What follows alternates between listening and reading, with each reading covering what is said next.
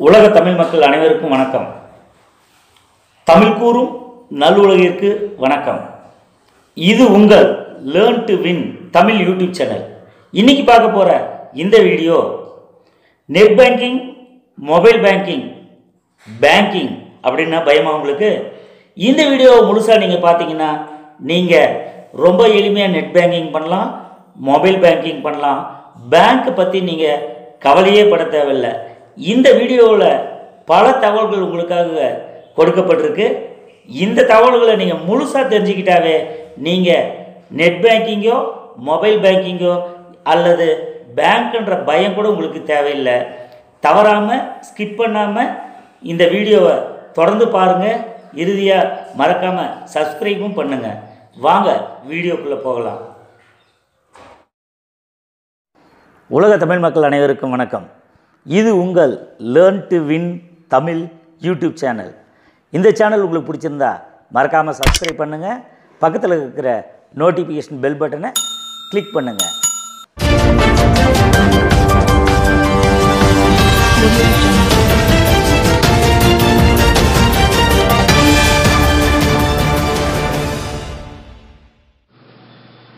உலக தமிழ் மக்கள் அனைவருக்கும் வணக்கம்.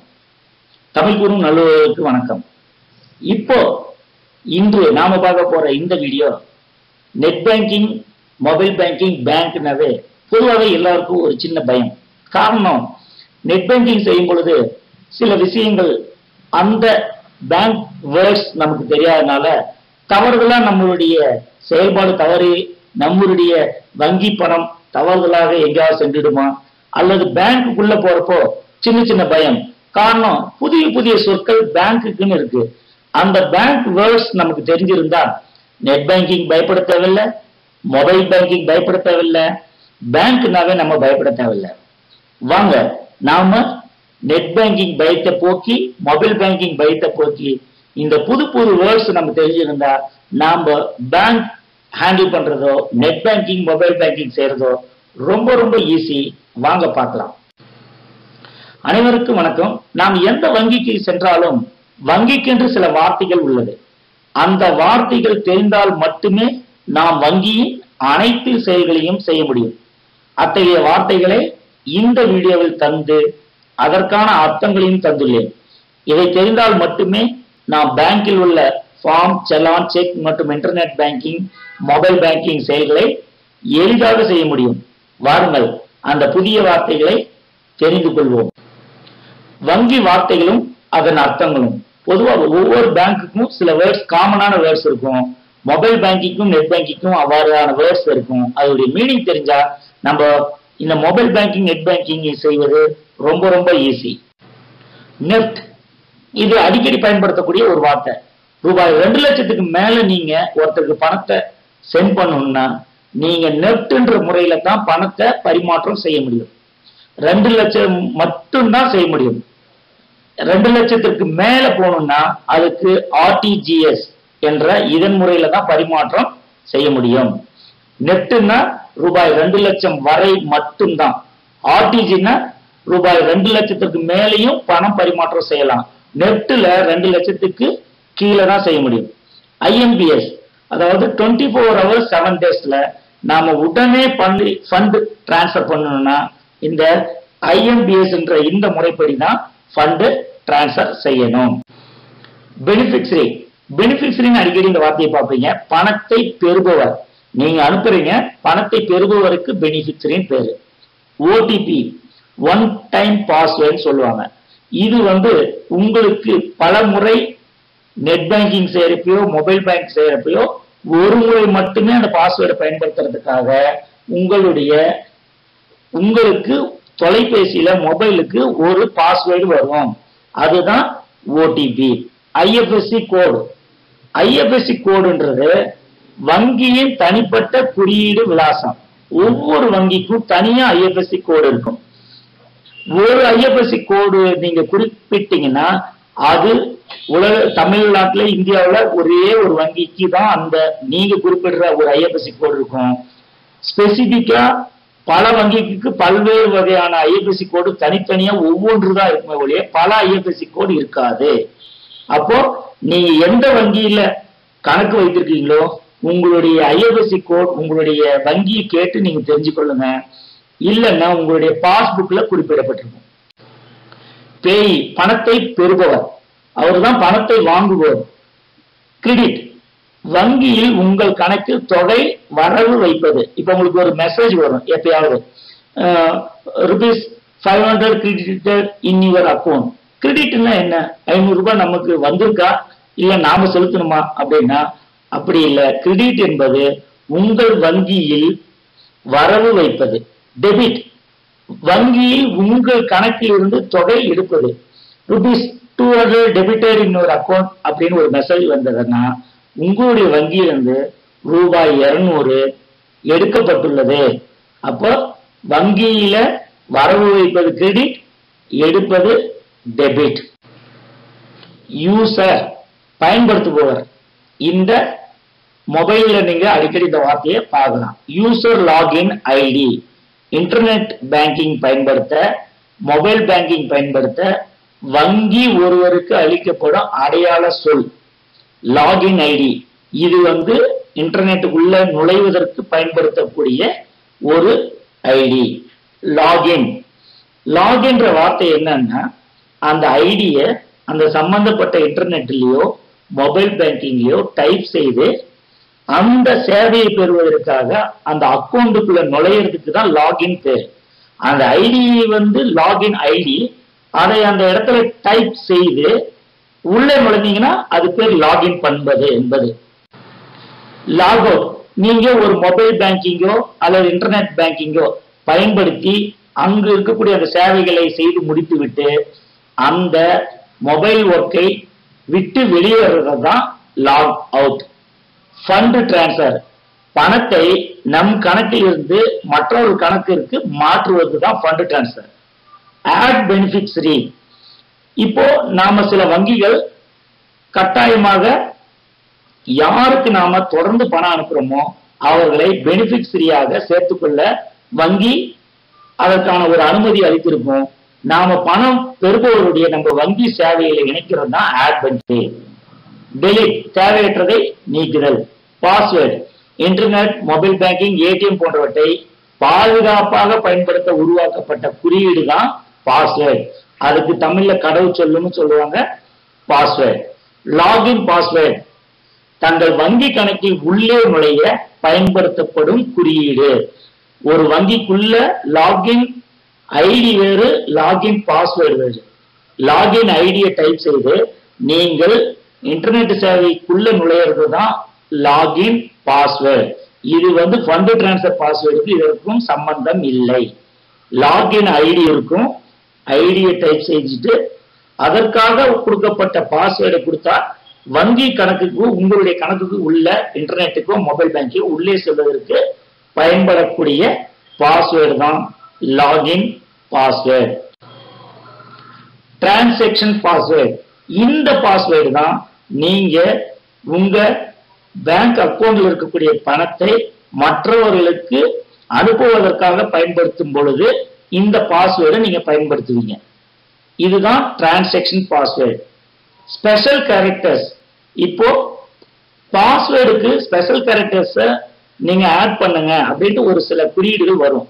ஸ்பெஷல் கேரக்டர்ஸ்னா இங்க குறியீட்டு இருக்கிற மாதிரி slash, underscore, score, percentage, bracket இந்த மாதிரி உங்களுடைய கீபோர்ட்ல மேலே இருக்கக்கூடிய அனைத்தும் ஸ்பெஷல் கேரக்டர்ஸ். QR கோட் நம் வங்கி கணக்கு அல்லது பிறர் வங்கி கணக்கு பற்றிய தகவல்கள் முழுவதும் அடங்கிய படம். இந்த கோடுக்குள்ள அந்த சம்பந்தப்பட்ட நபருடைய அனைத்து தகவல்களும் இதுக்குள்ள இருக்கும். பணம் பரிமாற்றம் பண்ணுவதற்கு நம்மளுடைய மொபைல் பேங்கிங்ல mobile pay, scan and pay என்ற ஆப்ஷன் சில வங்கிகள் கொடுக்கப்பட்டிருக்கும். இந்த கோடை மொபைல்ல ஸ்கேன் பண்ணா சம்பந்தப்பட்ட நபருடைய அனைத்து தகவல்களும் நம்மளுடைய செல்லுக்கு கரெக்டாக வந்து சேரும். இது QR கோடு. அவர் ஒரு தனிநபருடைய அனைத்து தகவல்களும் இதற்குள்ள இருக்கும். ஸ்கேன் QR கோடை நம்முடைய மொபைல் மூலம் பணம் பரிமாற்றம் செய்ய கேமரா வாயிலாக பயன்படுத்தும் ஸ்கேல். ஸ்கேன் பண்ணுங்க அப்படின்னா அந்த QR கோடை நம்மளுடைய மொபைல் மூலம் பண்றது தான் ஸ்கேன். ஆப்ஸ் ஒவ்வொரு செயலை செய்வதற்கும் தனிப்பட்ட முறையில் உருவாக்கப்பட்டதான் அப்ளிகேஷன் எனப்படும் ஆப்ஸ். இன்பே, state bank anywhere, YONO, SBI, BHIM போன்றவைகள்லாம் வந்து one of the app. E wallet or mobile wallet. Wallet என்பது நமது மணிபர்ஸை பயன்படுத்துவது போன்ற செயலாகும்.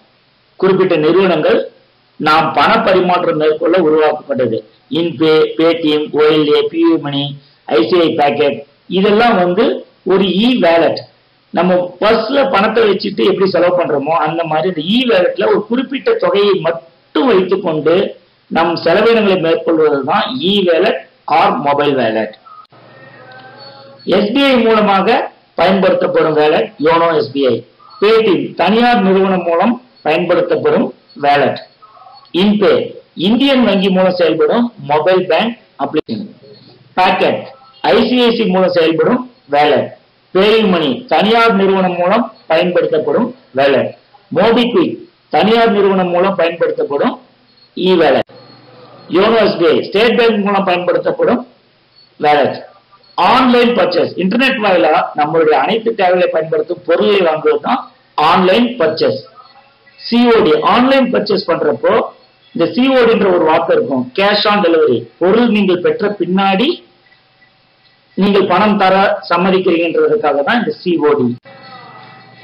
ஓஎல்ஏ என்றது முக்கிய நகரங்களில் வாடகை கார் சேவையை மேற்கொள்ளும் நிறுவனம். டெபிட் கார்டு இதுதான் முக்கியமான ஒரு கார்டு. நம்மளுடைய ஏடிஎம் கார்டுல இரண்டு வகையா இருக்கும், டெபிட் கார்டு, கிரெடிட் கார்டு. அதுல டெபிட் கார்டுன்றது நம்முடைய வங்கியில் பணம் இருந்தால் மட்டுமே பண பரிவர்த்தனை மேற்கொள்ள முடியும்.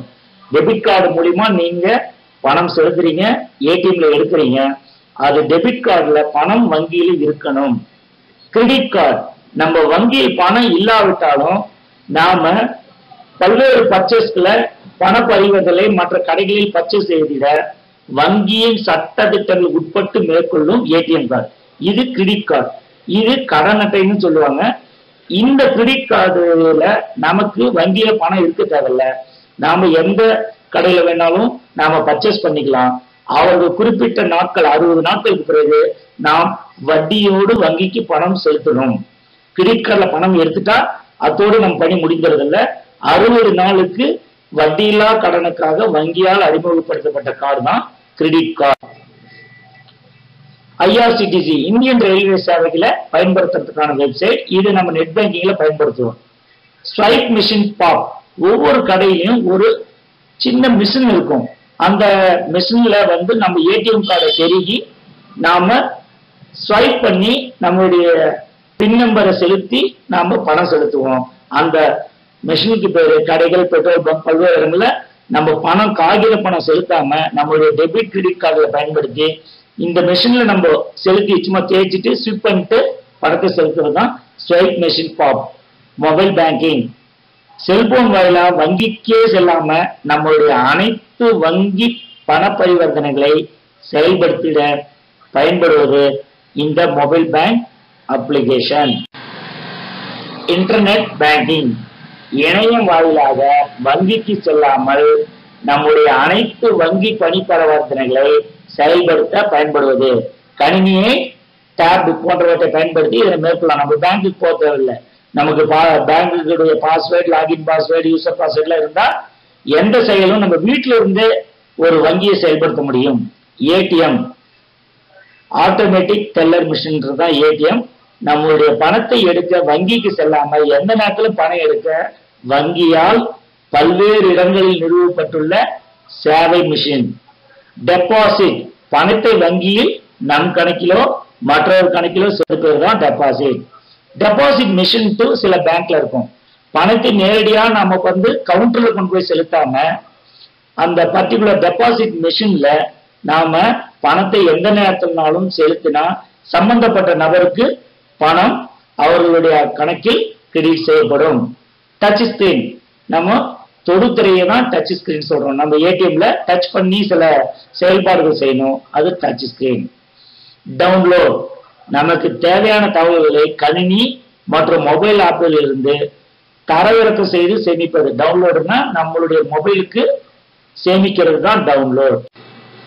பிளே ஸ்டோர் ஆண்ட்ராய்டு மற்றும் தரம் உயர்த்தப்பட்ட மொபைல் போன்கள்ல நமக்கு தேவையான அப்ளிகேஷன்ல நம்முடைய மொபைல் போனில் நிறுவுவதற்கு செய்வதற்கு பயன்படும் செயலி தான் பிளே ஸ்டோர். இப்போ இந்தியன் பேங்குடைய mobile app, state bank anywhere, இந்த மாதிரி எந்த ஒரு ஆப் மொபைல் ஆப் வேணும்னாலும் பிளே ஸ்டோர் வழியாக தான் நாம நம்ம மொபைல்ல அந்த ஆப் கொண்டு வர முடியும். சப்மிட், வங்கி பரிவர்த்தனைகளை கம்ப்யூட்டர் மொபைல் ஆப் மூலம் மேற்கொண்ட பின் அப்பரிவர்த்தனையை ஓகே அப்படின்ற அர்த்தத்துக்காக அதை முன் செலுத்துவதற்கு சப்மிட் இந்த வார்த்தை பயன்படுது.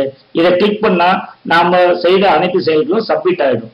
ரீசெண்ட், நாம் அனுப்பிய தகவலை வங்கி கணினி சரியாக ஏற்காத பொழுது தகவலை மீண்டும் அனுப்ப இதனை பயன்படுத்த வேண்டும். குறிப்பா நம்ம மொபைல் பேங்கிங் செய்யறப்போ ஒரு ஓடிபி வரும், அதே மாதிரி இன்டர்நெட் பேங்கிங் செய்யறப்போ ஓடிபி வரும். அப்படி ஓடிபி வருவதற்கு காலதாமதம் ஆகும் பொழுது இந்த ரீசெண்ட் இந்த இடத்த கிளிக் பண்ணா மீண்டும் அந்த ஓடிபி மறுபடியும் வரும். அப்போ அந்த ஓடிபியை பயன்படுத்தி நம்ம ஃபண்ட் டிரான்ஸ்ஃபர் மற்ற ஒர்க்குகளை செய்யலாம். அதுக்காக பயன்படுவதுதான் ரீசெண்ட். இது போல பல புதிய வீடியோக்கள் learn to win Tamil YouTube சேனல்ல பார்த்து சப்ஸ்கிரைப் பண்ணுங்க. உங்களுக்கு பல புதிய வீடியோக்கள் காத்திருக்குது.